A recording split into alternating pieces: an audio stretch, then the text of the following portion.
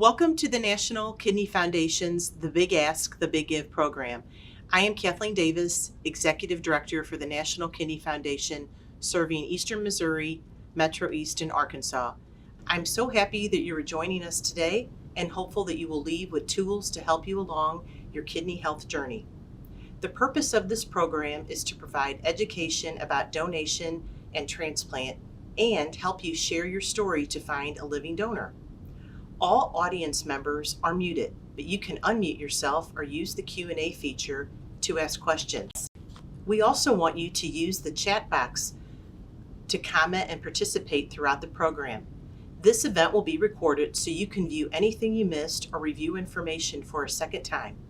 We'll send out the link to the recording in our follow-up email. You should have received a packet of handouts in advance via email. This packet contains handouts that will reference throughout the event. If you did not receive this or you would like to download another copy, we've shared a link in the chat for you. We're here today because there is an urgent need for kidneys and the waiting list for the transplant is long. This program aims to help more people find a living donor and reduce that wait time. You probably already know that there are two treatments for kidney failure: dialysis or transplant. In general, a living donation is the best and healthiest option for patients who have kidney failure. But kidney patients, family members, and friends often don't know enough about living donation. Even when you do, you may be shy about asking someone to consider living donation. You may not know who to ask, and you may not even need to ask. Just by sharing your story, there is a good chance that a living donor will come forward. Today, we will share strategies that can be used by kidney patients along with their family members and friends who want to spread the word about your need. Family friends will learn how to be an effective advocate for the kidney patient. If you are a family member or friend, be sure to ask the patient's permission to use the strategies here. Please do not share their story or personal information without their permission. A little about the program. The National Kidney Foundation developed this program in partnership with transplant centers, kidney patients, health professionals, and other living donors. The ideas shared today are all ideas that patients and families have said work for them. Thank you. Good afternoon. My name is Megan Schultz, and I am the Program Manager for the National Kidney Foundation serving Eastern Missouri. Thank you for taking the time today to increase your knowledge of key steps towards living donation. This program can truly help you find a living kidney donor. Today, we're going to teach you 7 key strategies to find a living donor. We'll start with busting some myths about kidney donation, and then we'll share some facts about kidney donation so you can feel prepared to have a conversation with someone when they ask about kidney donation. Then we're going to talk in depth about all the different tools and resources you can use to find a living donor. We'll teach you how to create your story, spread the word, and build a network of advocates to help you. We'll hear from living donors and transplant recipients about their experiences.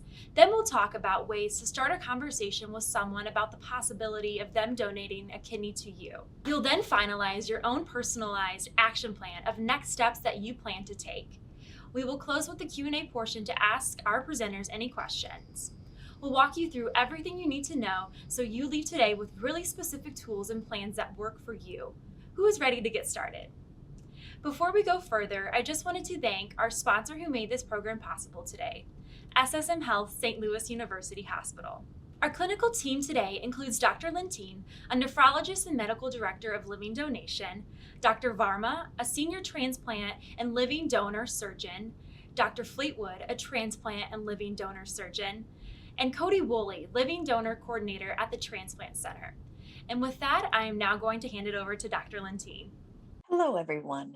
Thank you so much for joining us.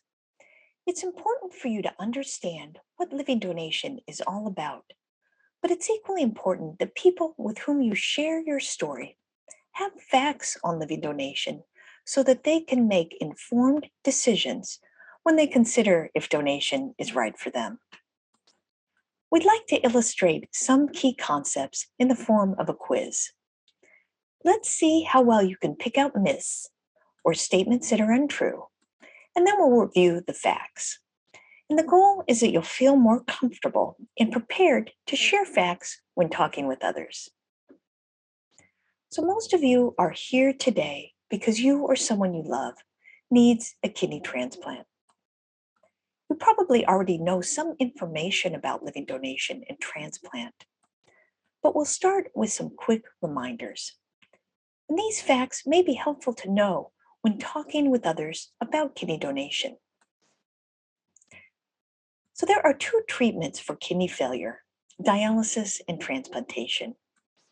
Briefly, dialysis uses a machine to do the kidney's job of cleaning the blood and removing waste products. For many people, a transplant is the preferred option because it does a better job of restoring patients to health. Transplantation offers more freedom and a better quality of life than dialysis. And a transplant can come from either a living donor or a deceased donor. So let's start by reflecting on some true false questions to see what you already know. So, true or false, kidneys from living donors typically last longer than from deceased donors. And number two, you can get a kidney transplant before you have to start dialysis. So, great job. Both types of transplant are very good, but there are some additional benefits of a transplant from a living donor. For the kidney patient, there are many advantages to living donor transplant. Waiting time on dialysis is reduced, or you may even be able to avoid dialysis altogether. Importantly, kidneys from living donors typically work better and last longer.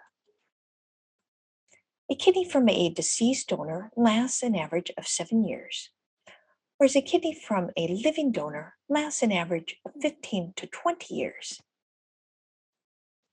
If you receive a living donor kidney, it will generally start working almost immediately, whereas sometimes a deceased donor kidney may take some time to start working. All of this leads to quality of life benefits due to having a well functioning organ. Another advantage is that you don't need to wait for a deceased donor organ. If you start the transplant evaluation process early, it is possible to get a kidney transplant from a living donor before you ever have to start dialysis. And this is called a preemptive transplant. Another benefit from living donation is that it helps others on the waiting list. If someone can get a transplant from a living donor, that removes them from the waiting list, which then shortens the waiting time for others. So, now a few more statements, and these are about long term effects of donation on the donor. So, true or false, kidney donors have to take medicine for the rest of their lives. A kidney donor will have to change their diet after donation. A kidney donor can no longer play sports or exercise. A kidney donor can't drink alcohol after donation. A female donor can get pregnant after donation.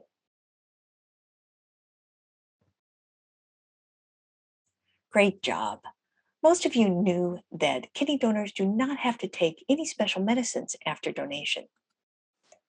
A kidney donor will only need to take pain medicine and stool softeners for a short time after surgery. After that time, a donor doesn't have to take any medicine related to donation. There are no dietary restrictions after donation. A kidney donor can eat anything, but like everyone, should follow a healthy, well balanced diet.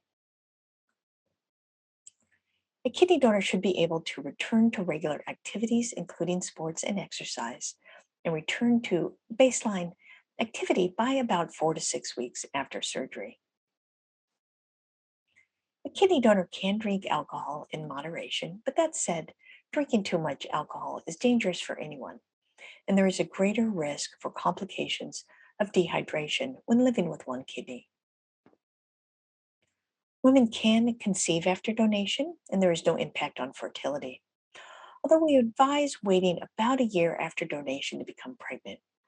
The body needs time to recover from the surgery and to adjust to living with one kidney before pregnancy. So, as you can see, living kidney donors lead normal, healthy lives. Quality of life is typically equal to that of the average healthy adult. And importantly, evaluation for donation includes a complete physical examination and very careful testing to ensure that donation is safe for the individual. The costs of the evaluation are paid by the recipient's insurance or Medicare, and follow up care is provided. And all of these measures are part of the process to ensure that the donation process is safe for the individual. So, all right, one last set of questions for now regarding who can be a kidney donor. So, true or false, a kidney donor can't be older than age 60. A kidney donor must be about the same age as their recipient. And a kidney donor doesn't need to be the same blood type as the recipient.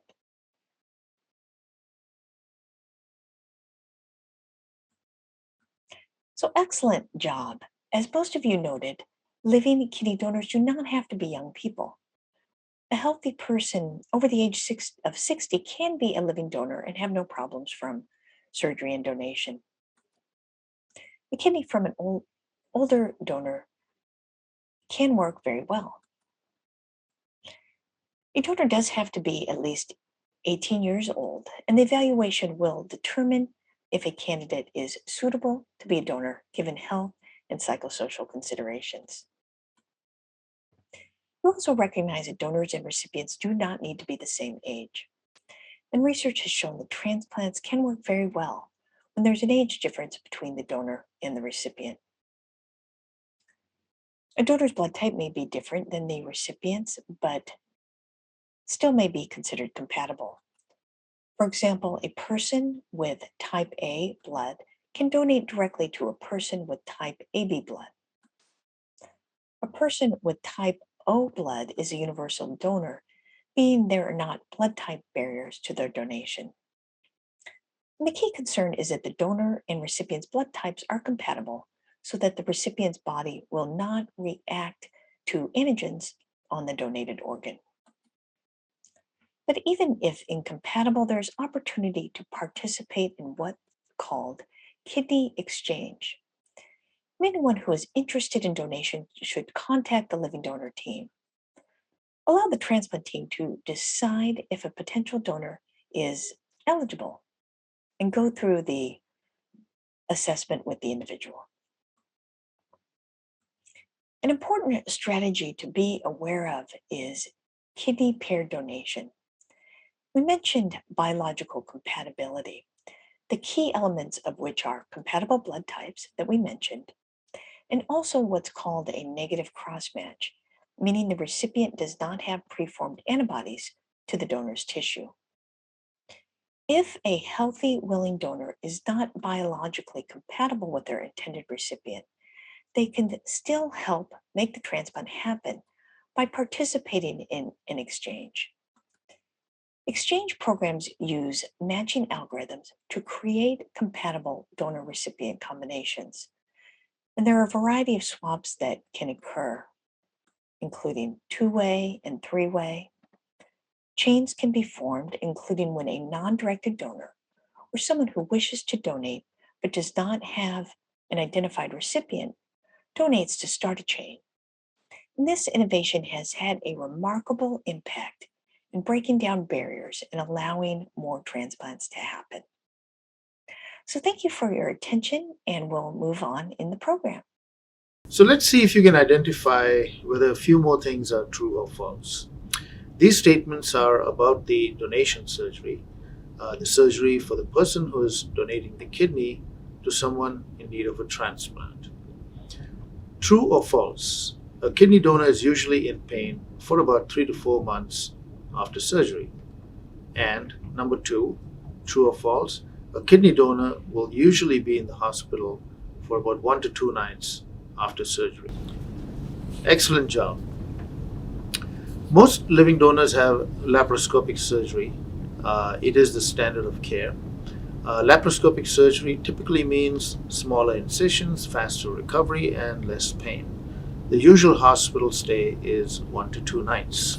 With respect to the actual incisions themselves, they are closed with absorbable sutures, and on top of the incision, we put something known as dermabond, which is a type of glue, and that usually washes off in several days. The donor is encouraged to start walking the day after surgery, and a full recovery takes place about 4 to 6 weeks later, although most patients start returning to many normal activities after about a week or so. Returning to the work is usually approved in about 2 weeks. During our panel, some donors will share directly about their experiences. A kidney donor will have some pain after surgery from the incisions and from gas and bloating, and this pain will decrease in the days after surgery, and they can be usually controlled with Tylenol and pain medicine if needed. The pain medicine is generally only needed for about 1 to 2 weeks after donating. Time on pain medicine is decided between the donor and the transplant team. Many transplant centers are now using pain blocks, which are administered to help decrease the pain during recovery and minimize the use of pain medicine. There are no dietary restrictions following donation, but a healthy, balanced diet is recommended. The post-donation follow-up is usually in 7 days or a week. Short-term risks are those of a surgical procedure. There is early post-operative pain. With smaller incisions and a less invasive approach, long-term pain is rare, but we do emphasize to our donor candidates that having an operation does hurt. In fact, if you take a picture of the donor and the recipient after surgery, the one who is not smiling in the picture is the donor. Donors are healthy people. Some have never undergone surgery. We want them to try to prepare. You can hear more from our panel, but that said, some don't fill the pain medications they are given at discharge and transition to Tylenol. Urinary tract infections are very rare. Bleeding could occur when we disconnect the artery and the vein of the donor kidney, but this is rare. Blood clots, due to being paralyzed on the table for 3 to 4 hours with the calf muscles not working, we do put on calf pumps. We also give subcutaneous heparin while you're in the hospital. If a female donor is on oral contraceptive medications, we ask them to stop it a few weeks before, as the risk of blood clots is increased.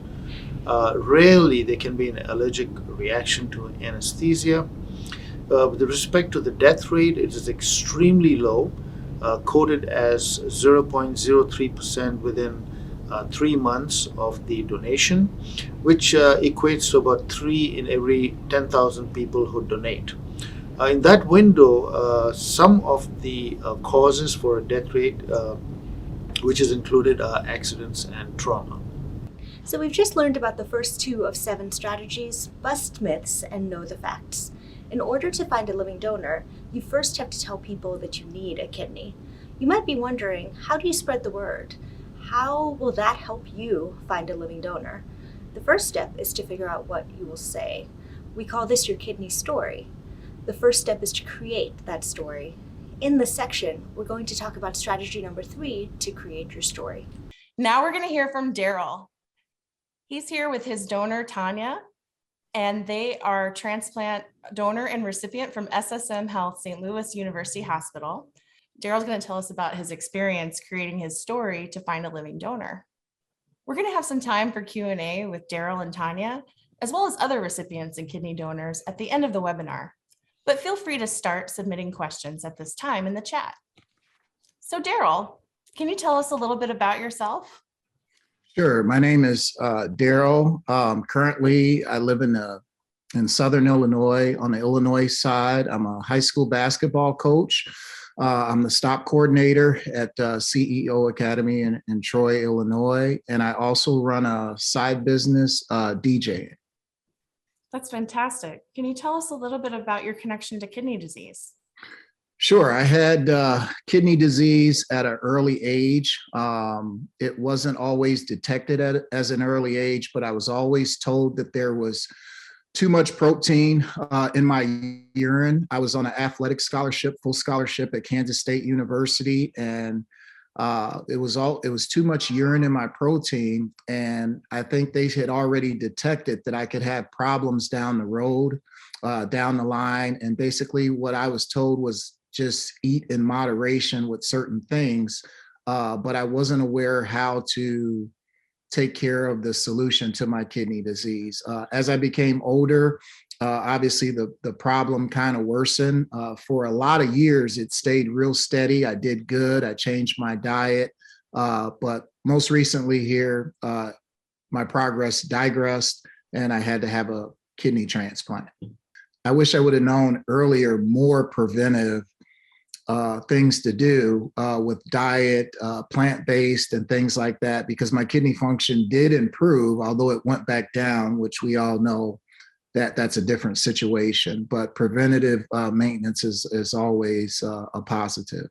Tanya, can you tell us about how you heard about his kidney disease? Sure. Thank you, Cody. And thanks, Daryl, because listening to you kind of takes me back to the question that Cody's even asking. We always knew that Daryl had this, but as he indicated, there were other things that were happening to him in his late teens. And so as a family, we were kids, right? So we had no idea. We just knew that Daryl had something, as teenagers, but he always continued to perform in school as well as athletically. So I just kind of remember, I feel like, there was kind of like incidents, right? And then he'd get back on his feet, right? So something would happen and he'd be back at it again. By the time we got to our 20s, I was married with kids, and Daryl was traveling with his career. And so you don't hear the everyday stories, but if something were to happen, it always ended like he's back, but he's better. As we got a little older, our kids got older and maybe we were a little bit closer and more in touch with everybody's day-to-day life. It seemed like the incidents were getting closer together. There seemed like there were more instances of, well, Daryl's in the hospital, or Daryl had to, get some treatment over a couple of days. So from my perspective, as a family member, I didn't quite understand, like, why wasn't he like permanently better? Like, what was it that was happening? Because he'd say, well, I'm doing this or I'm doing that. I'm following up with the doctors, but that's how oftentimes when we talk about health justice, right? That's oftentimes how the practitioner and the client are set up and the patient are set up in relationship with each other. The practitioner has all the knowledge. And so if you're still sick, it's because the patient is not doing something. And I think what we've learned recently in these last 2 years is that couldn't have been farther from the case. I think the information that we as a family have benefited from in the last 2 years should have been told to us decades ago. And we probably would have had a much different outlook.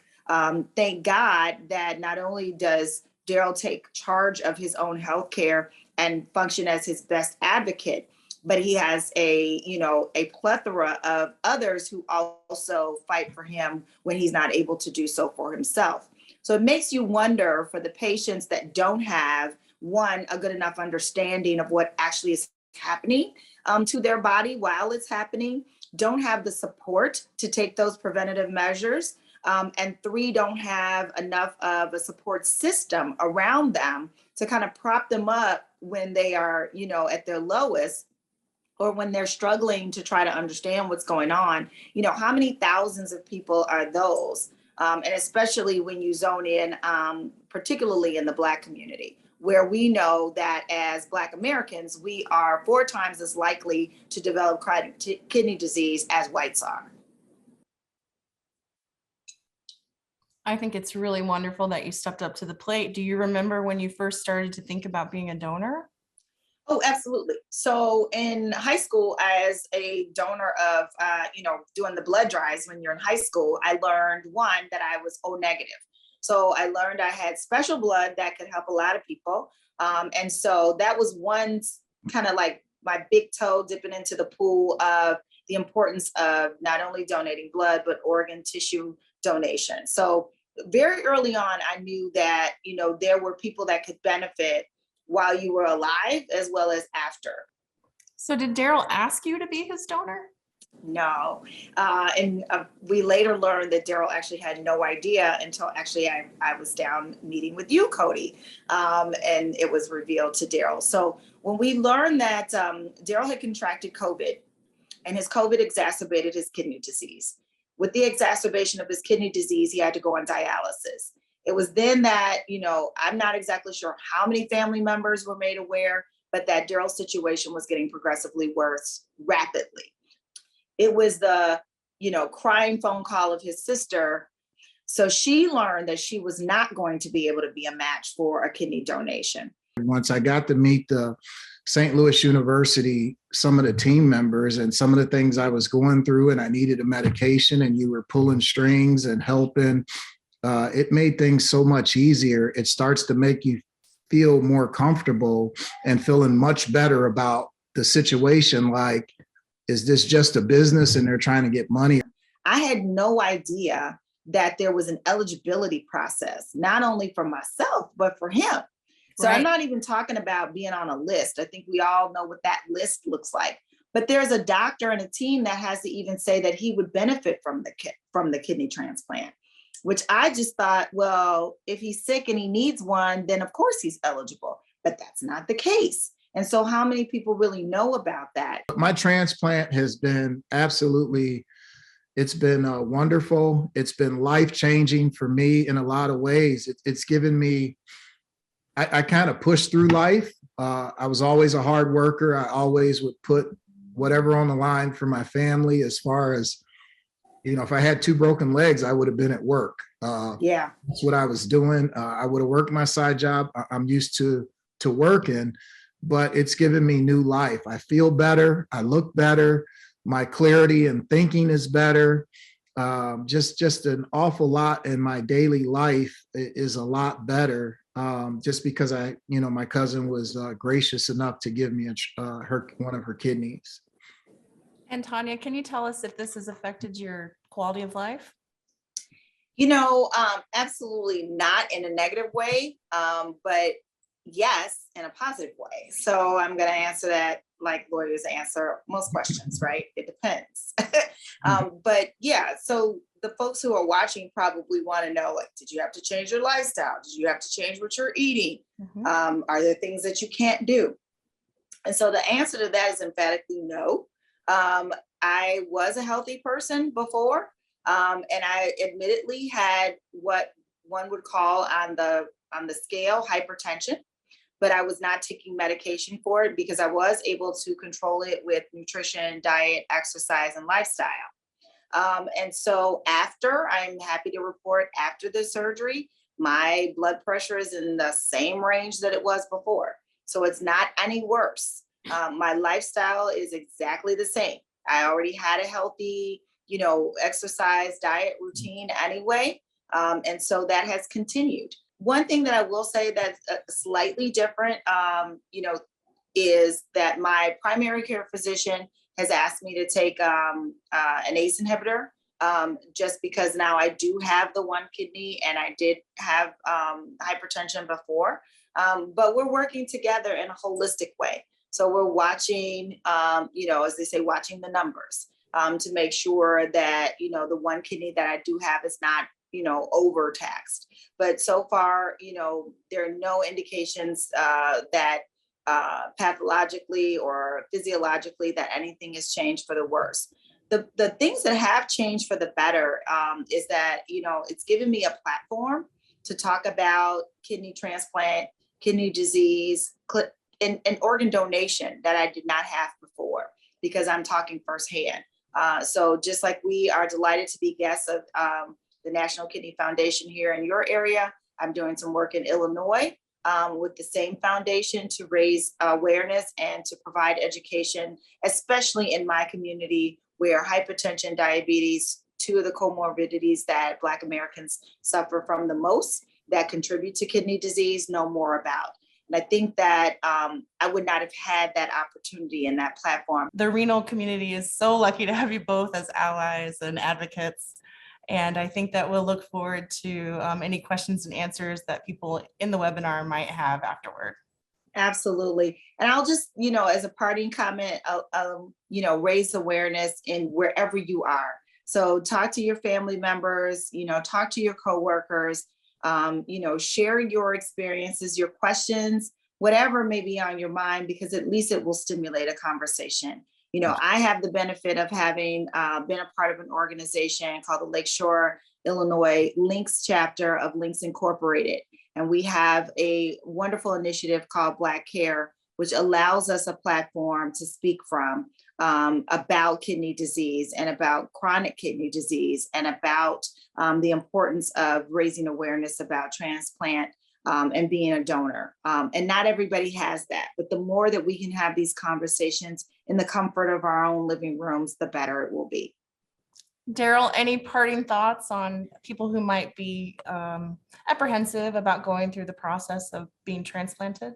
So I would tell anyone, make sure you get the information and then find a good care team. I was very, very fortunate to run across the SSM St. Louis hospital team. I cannot say enough about everybody, including yourself, Cody, Dr. Nazal, Dr. Randall, my transplant coordinator, Angela. The whole team they were absolutely phenomenal. And when I say a dream team, I really mean that. I appreciate from the bottom of my heart from what my cousin has done for me and what St. Louis University Hospital has done for me too. Yep. Thanks for having me. Thank you. Thank you. The key to finding a donor is to share your story. A key point in your story to include is an ask. What do you want people to do? Consider donating. Research kidney donation. Other ways they can help. After hearing this example, do you have some ideas about what key points you want to include in your story? You should also include some details about yourself. Why do you want a kidney transplant? What do you hope to do when you have a new kidney? What do you miss doing because you have kidney disease or are on dialysis? Another good tip is to include information about contacting your transplant center. People may be more comfortable reaching out to the hospital to ask about being evaluated as a donor, especially if they're not sure if they want to proceed yet and just want information. This communication is kept confidential between the potential donor and the living donor transplant team. We've created a worksheet to help you write your story. We've also provided several example stories in your packets. You can use these for inspiration as you write your own. A few reminders. If you're a kidney patient, you'll write about yourself. If you're a family member or friend, you'll write about the kidney patient. And you can also write about how kidney disease affects you. You can start by just jotting down ideas and thoughts. There are no right answers. No one will see your worksheet but you, so be honest. You can always make changes and decide what to share and what not to share later on. Don't think about it too much. Just write whatever comes to mind. Today or sometime in the next few days, take a few minutes to start filling out this worksheet. Once you've finished your story, it's time to spread the word. There are lots of ways you can use that story to let people know that you or your loved one needs a kidney. We're going to talk about how to share your story now. We've talked with many kidney patients and family members. Here are some ideas they've shared. Talk to family and friends. When you get together, phone calls, virtual social events, reunions, send an email or letter to people you know. Post on social media. Facebook, Instagram, Twitter, TikTok. Host a virtual social gathering to talk about the need and ask people to help spread the word. Even if they can't donate themselves, they can help by telling others. Speak at a virtual community group, places of worship, clubs, hobbies, your volunteer group. Approach groups and community leaders ahead of time. Include a photo whenever you can. Make it personal and also include some facts about donation. What about you? Have you seen any good examples of someone sharing their story? What ideas do you have to add? Share your ideas in the chat. So I'm joined by Wes and Eric.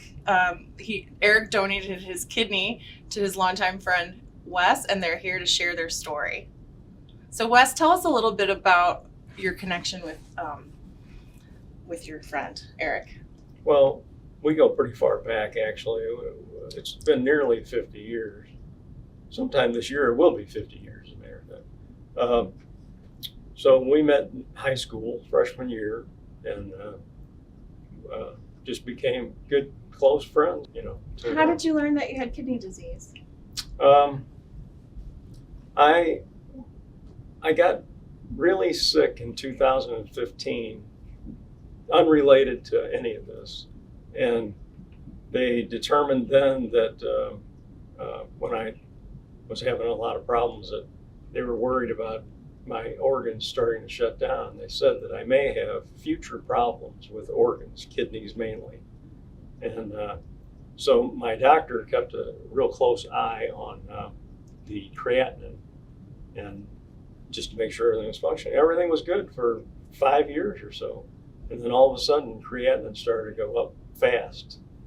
And So you went to your nephrologist and they let you know that it was time for a transplant? that was my primary doctor, and he referred me to a nephrologist, and then he did some more tests, and then they found out that, you know, that I had this kidney problem and was going to require eventually a transplant, but we're trying to stay off of dialysis as long as we could, of course, and it got to the point where it had to be. So It must have been a shock for you. it was a shock, and you know, anytime something like that, it's life changing, because now you're a dialysis patient. You can't go anywhere for vacations or anything like that, because every other day you got to be at dialysis. So yeah, it was life changing. So did you share with your friend that you were having to do dialysis? So yeah, so of course, you know, he knew when I started dialysis and all that, and then we were talking one day, and I said, well, they have encouraged me to start this program to see if I was a recipient for a kidney, or a candidate to be a recipient. And so he said, well, when you find out if you're a candidate, I want to be tested. And I mean, that was a lot. And so we talked then too about, I think you better speak to your wife, and I think you better speak to your older brother and his wife, because, you know, his older brother has some health issues and in the past. And so he said, I already have talked to them, and they all said to go. So And so his decision to be tested, how did that make you feel? I was happy, to say the least, and also a little reserved, because, like I say, I would find it very difficult to ask someone, but to have someone volunteer is a lot, and so. And then when he called, after he had gone through all of his testing, then he called and said, we're a match. So let's back up a little bit, Eric. Sure. Tell us more about the first time that you called SSM St. Louis University Hospital. Well, I think through Wes, he'd give me contact information. I guess it was you at my first call. You know, at that time, I didn't even know what the process was, what it was going to be like to give a kidney, whether I'd be a donor. So just picked up the phone, and we kind of walked through all the criteria, found out I needed to lose a little weight to be eligible. So we went through that process. You know, the process of donating for me was really never a question in my mind, other than are we compatible? So set up a date to come down and have them take a few vials of blood and do all of the tests, lots of tests, to make sure that my health history and my blood type and all that matched up. And we got really lucky. I was really happy to hear that. If for some reason you were turned down, what would your reaction have been? I would have been extremely disappointed, but at least then I knew that I had given it the opportunity. If it wouldn't have been my fault if I was turned down, if it wasn't a match. So got to give it a try. That's right. Yep. Did you learn a lot about transplantation by going through the process? Yeah, I mean, obviously, you know, we sat down, we reviewed what the process was for myself, what it was for Wes, you know, all the different things. And obviously it is a major surgery for the recipient and the donor. So what the risks are. And to me, it was a no-brainer. Do you think it was worthwhile for both of you to go through this? I'll go first. Okay. Absolutely. Right. Obviously, like I said, it's a major surgery, so there's discomfort involved, but not a big deal. I mean, it's a big deal, but I was very comfortable with the whole process. So, absolutely do it again. Unfortunately, I can't do it again because I only got one left. But I would do it again if I had another kidney to give. Our evaluation of Eric was very thorough, and we wanted to make sure that you would do well before we proceeded. Any reservations about going through with it?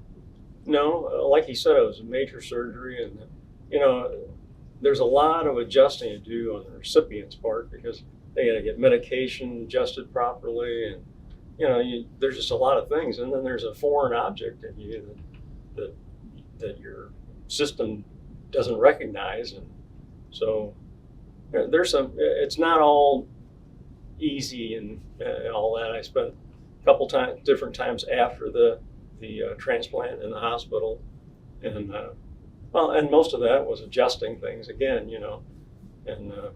but going through everything, it's absolutely all worth it at the end. I mean, because you're a free person again, as far as not having to go to dialysis, and you can enjoy your. In my case, in your case, we can enjoy our retirement now, where I really wasn't looking forward to retiring, having to be on dialysis. So what would you say to someone who's struggling on dialysis that's having a hard time sharing their story? Well, sharing the story is very important because that's what brings out people that want to donate to start thinking about the donation process. So, just talk to as many people as you can, and tell them what you need, what you're going through, and what you'd like to do, and you can do all that and not ask directly, someone. You don't even have to ask family members. So most of the time, I think a family member would volunteer to get tested and see if they're a donor. So that's what. And Eric, do you have any advice on people who might be considering coming forward as a potential donor? It doesn't hurt to find out the connection to whoever, the nephrologist or whoever, to find out if you are a candidate. Obviously, the first match was blood type, and after that, some other testing. There's really, other than a little bit of your time, there's nothing in that process. And they were very good about letting me know that I didn't have to go forward with it at any time. I could change my mind as they explained all the details. And that was kept in confidence between us, and that worked out well. It was never a question for me, but if for somebody else that wasn't sure, there's no commitment going on into that process. You have time to make up your mind. And an important point here, too, is that the recipient's insurance takes care of all of it for your donor as well as you. Yeah. So, if a donor is worried about the cost of it or the insurance portion of it, the recipient's insurance covers all of it. So yeah, that's absolutely right. We cover the medical evaluation, and then also we can apply for grants through the National Living Donor Assistance Center to cover lost wages, travel expenses. Yeah, so really, there's nothing out of pocket for the donor. The only thing he has to feel comfortable with, he or she, is that they're comfortable with going through the operation. Now we're going to talk about Strategy 5 to build a network of advocates. Your network of advocates are the people on your team who are here to help and support you. You don't have to do this alone. Think of all the connections and relationships that you, your friends, your loved ones, and family have. Where would you feel comfortable sharing your story?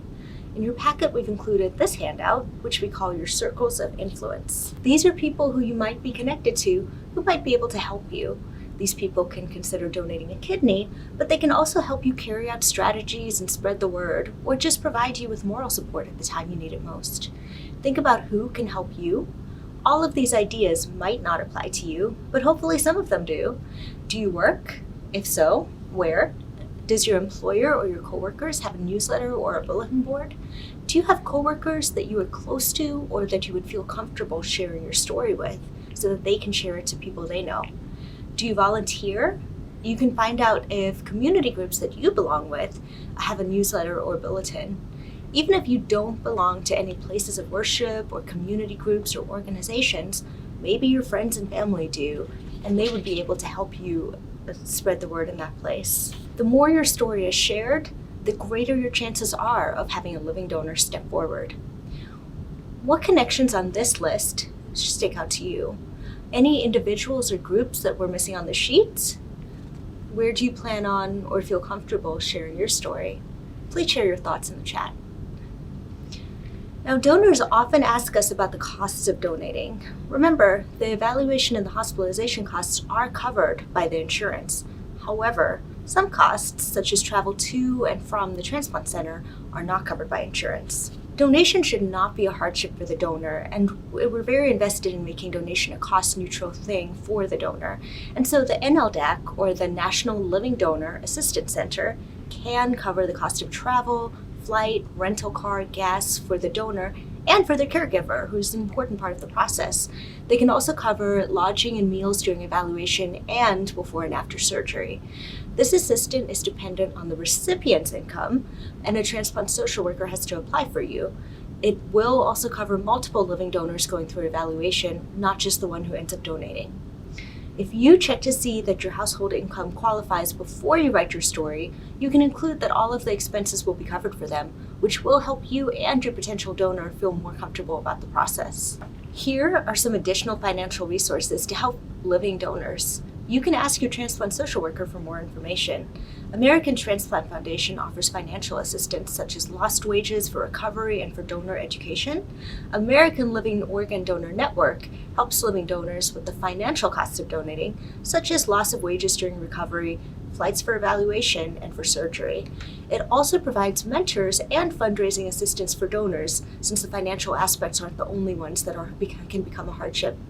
National Foundation for Transplants helps both donors and recipients financially throughout the transplant experience by providing fundraising assistance. A potential living donor must contact the transplant center to be evaluated. The recipient cannot contact the transplant center on behalf of the donor. It's a good idea to have the transplant center contact information shared with your story. This will help potential donors know what to do, as they might not feel comfortable contacting you until they've been evaluated or may want to learn more information. Have interested donor candidates visit www.livingdonorsluh.org. You can also explore the UNOS, National Kidney Foundation, and National Living Donor Assistance Center websites for additional tools. The National Kidney Foundation is here to help you after the webinar. We want to continue to support you, and there are lots of ways that we can help. We have a toll-free helpline called NKF Cares that has trained professionals who can help you. They can answer questions that you may have and send you free brochures and other information. Your packet also has information about NKF Peers, our peer mentoring program. You can call or email us, and one of our social workers will talk with you and find the right person for you to talk to. You can be connected one-on-one with a patient or living donor for support, to ask questions, and hear from someone who's been there. You can also connect with other kidney patients, transplant recipients, or living donors online through NKF's online communities. You can remain anonymous if you wish and get answers and support from other patients, caregivers, and living donors in an online forum monitored by the National Kidney Foundation. NKF's website on living donation has lots of information for you. This website is part of an extensive multimedia campaign designed to raise awareness about living donation and transplantation. You can also help by being an advocate for living donation. By joining thousands of other kidney patients, family members, and living donors, you'll have the chance to make a difference by helping to improve or change what's important in the lives of kidney patients nationwide. Visit advocacy.kidney.org to make a difference. We're almost done. The final step in our strategies is to write your action plan. This is a picture of the action plan you have in your handouts. These strategies only work if you use them. We've included an action plan handout in your packet. While it's fresh in your mind as soon as this webinar is done, we recommend you take some time to jot down your ideas for your action plan.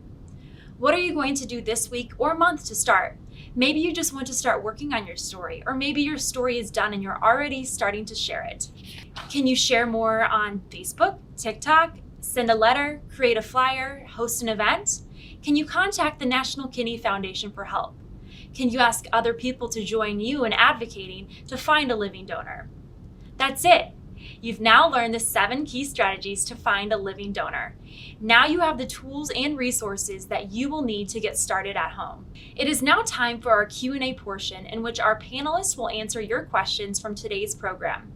Please feel free to continue to type any new questions into the chat box. But before we begin this portion, I want to thank you for joining us today, and of course thank you to SSM Health St. Louis University Hospital team.